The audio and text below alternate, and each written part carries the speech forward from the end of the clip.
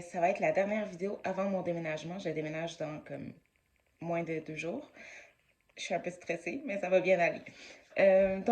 Aujourd'hui, je vais faire une vidéo à thématique LGBTQ parce que ben, vous aviez bien aimé la dernière. Et puis, bon, je voulais expliquer certains concepts par rapport à l'identité de genre, l'expression de genre, tout ça. Démêler un peu qu'est-ce que c'est.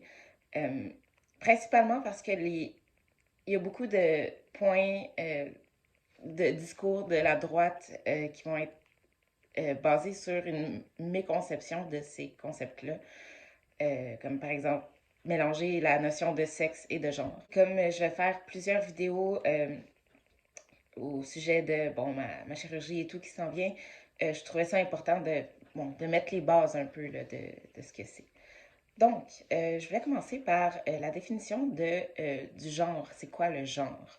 C'est un ensemble de caractéristiques, d'attitudes et de comportements qui sont socialement ou culturellement associés au sexe d'une personne. Donc, euh, un bébé va naître, on va regarder ses parties intimes, puis on va dire, bon, ben, toi, tu vas jouer le rôle de femme pour le restant de tes jours. C'est peut-être pas ce que le bébé veut, il va le savoir plus tard. Mais bon, donc, c'est pas la distinction avec le sexe, c'est que le sexe va être vraiment comme par rapport aux attributs physiques. Le genre, ça va être plus le rôle que tu vas jouer en société. Donc, au niveau de ce qui est attendu de toi, au niveau de comment tu agis. Euh, Puis, bon, un des points importants de la théorie de genre, c'est que c'est une performance en un certain sens.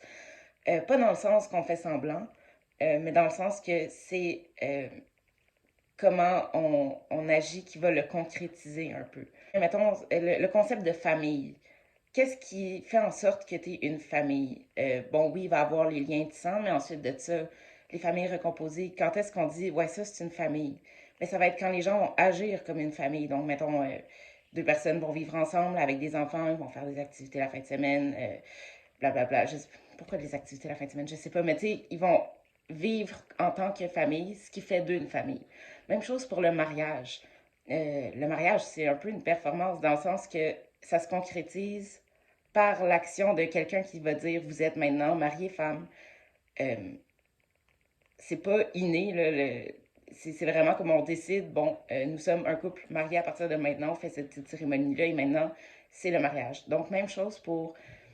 Ça revient un peu avec ce que disait Simone de Beauvoir, là, on ne naît pas femme, on le devient. C'est un peu ça. Dans le fond, on va être femme ou homme dans la façon dont on agit en société, dans les rôles qu'on prend, dans notre façon, bon, d'exprimer notre genre ou pas, là. Euh, donc, ouais, ça va être vraiment ça. Donc, au niveau des papiers d'État, si c'est écrit que tu es femme, mais tu es femme. Donc, c'est un peu ça. Le concept de performance qui est associé au concept de genre. On a tous un genre qui nous est assigné à la naissance. Ensuite de ça, reste à voir si ça correspond avec notre identité de genre. L'identité de genre, c'est comment on se sent à l'intérieur.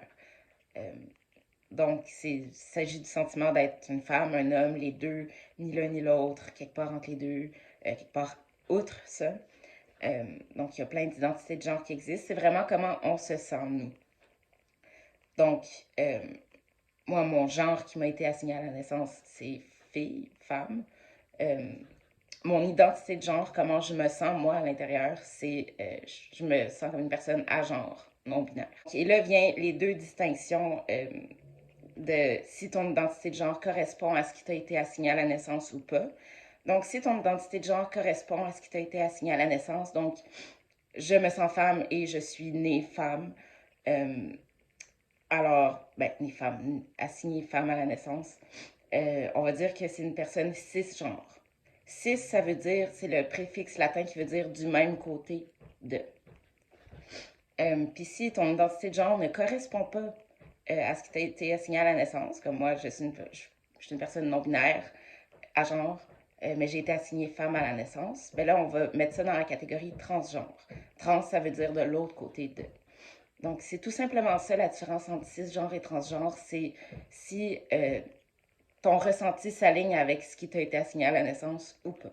Ensuite de ça, le sexe, ça va être vraiment une réalité biologique on va se baser là-dessus sur les chromosomes, sur les organes génitaux, euh, donc sur ces variantes-là pour dire, OK, ça c'est sexe femelle ou sexe mâle. Encore une fois, il n'y a pas juste femelle et mâle, il va y avoir des personnes intersexes, donc ils vont avoir des chromosomes qui ne sont pas nécessairement XX ou XY, mais peut-être, là je m'y connais pas, là, mais XXY ou des choses comme ça. Euh, ou des caractéristiques physiques ambiguës. Donc, on va regarder le sexe du bébé, puis ouais, on n'est pas trop sûr si c'est une vulve ou un pénis. Euh, donc ça va être une personne intersexe. Généralement, ces personnes-là, on va leur assigner un sexe à la naissance. Ce qui amène tout un autre débat parce que, bon, généralement, ils vont faire des opérations sur ces bébés-là qui sont un peu entre les deux pour les faire comme basculer d'un bord ou de l'autre. Sauf que, bon, ça reste ce qu'on appelle des mutilations génitales sur un bébé. C'est pas génial, ça se fait encore. Euh, donc oui, ça c'était la petite parenthèse pour les personnes intersexes. De là peut aussi se rattacher le mot transsexuel, euh, que généralement on va plus dire transgenre quand on parle vraiment de l'identité de genre de la personne, mais certaines personnes préfèrent utiliser, bon, transsexuel. Ça désigne pas tout à fait la même catégorie de personnes. Donc transgenre, comme on disait, c'est vraiment au niveau de ton identité, si ça s'aligne avec ce qui t'a été assigné à la naissance ou pas. Euh, Au niveau du mot transsexuel, ça va être vraiment euh, pour désigner quelqu'un qui a entrepris une démarche médicale pour changer ses caractéristiques sexuelles. Donc, que ce soit au niveau des hormones, euh, pour changer comme les caractéristiques sexuelles secondaires, ou au niveau des opérations. Euh, donc, voilà. Ça désigne pas tout à fait la même chose. Puis en général, quand on parle de la communauté trans, on veut dire transgenre, ce qui inclut aussi les personnes transsexuelles. C'est juste plus large. Ensuite de ça, un autre concept qui est important de différencier, ça va être l'expression de genre. Donc, l'expression de genre, ça va être vraiment comment tu te projettes au monde. Donc, la façon dont tu t'habilles, tes maniérismes, ta voix, si tu mets du maquillage, ta coiffure, des choses comme ça. Puis, c'est pas nécessairement relié à l'identité de genre. Donc, mettons, on peut prendre mettons, Harry Styles, qui va parfois porter des jupes ou des robes, des choses comme ça, des vêtements féminins. Son expression de genre, parfois, va être plus féminine, mais son identité de genre reste masculine. Donc, ça reste un homme, même s'il porte des jupes. Euh, ou encore une fois, mettons, une personne, une butch, mettons, une lesbienne vraiment très masculine, dans son expression de genre, ça reste quand même une femme. Ou ça peut s'aligner justement avec, mettons, je suis une personne femme, je m'habille féminine, mettons.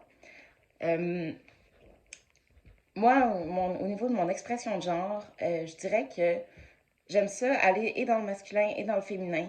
J'aime encore porter des jupes, des robes, mais je dirais que dans les derniers mois, je me suis beaucoup plus présentée de façon masculine. À cause de ma dysphorie de genre, j'essaye de projeter l'image de quelqu'un plus androgyne, donc c'est pour ça que j'allais plus du côté de la masculinité. Mais j'aime encore porter des jupes et des robes et je sens que je vais en porter plus une fois que ça va faire quelques mois que je suis sur les hormones et que je vais avoir eu mon opération. Euh, Parce que je vais pas avoir l'impression d'être juste vue comme une fille qui porte du linge féminin, mais plus comme une personne de genre ambigu qui porte des vêtements féminins.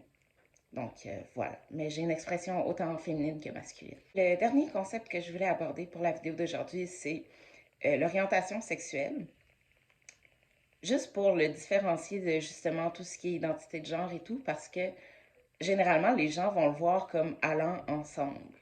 Euh, Ça vient vraiment d'une vision très hétéronormative dans le sens que, mettons, tu es une fille donc tu aimes les hommes, ça vient avec. Euh, c'est vu un peu comme ça. Donc, mettons une personne qui va faire une transition de genre, euh, ben là, ils vont se dire, est-ce que la personne change d'orientation sexuelle? Pas nécessairement. Euh, Moi, j'ai toujours été attirée par les filles ou les personnes comme à expression plus féminine. Et ça reste la même chose, même si je fais une transition de genre, mon orientation sexuelle n'a pas changé. Chez certaines personnes, ça peut changer. Particulièrement au niveau des hormones, là, des fois, on joke que ça te rend gay. Euh, parce qu'il y a un certain effet sur l'attirance aussi. Ça peut changer chez certaines personnes. Mais tout ça pour dire que l'orientation sexuelle, c'est vraiment l'attirance physique, sexuelle, romantique envers quelqu'un. Euh, et c'est complètement un concept séparé du genre. Donc voilà, c'était ce que je voulais clarifier. Donc c'était une capsule un peu plus courte que mes vidéos d'habitude. Vous me direz si vous aimez le concept là, de juste comme euh, expliquer certains concepts, certaines définitions. Euh, je fais une plus courte vidéo parce que, ben, c'est ça, il y a beaucoup de choses qui se passent dans ma vie en ce moment. Je suis dans les boîtes jusqu'au nez. Ceci est littéralement le seul espace beau dans mon appartement en ce moment parce que c'est tout ce qui reste. Euh, je vais revenir à des formats plus longs bientôt. Là, puis, comme je disais, je vais faire des vidéos dans les prochaines semaines au niveau de comme, la procédure pour ma chirurgie et tout. Donc, mais c'était tout pour la vidéo d'aujourd'hui. Je vous souhaite une bonne journée, puis on se revoit pour la prochaine vidéo. Bye!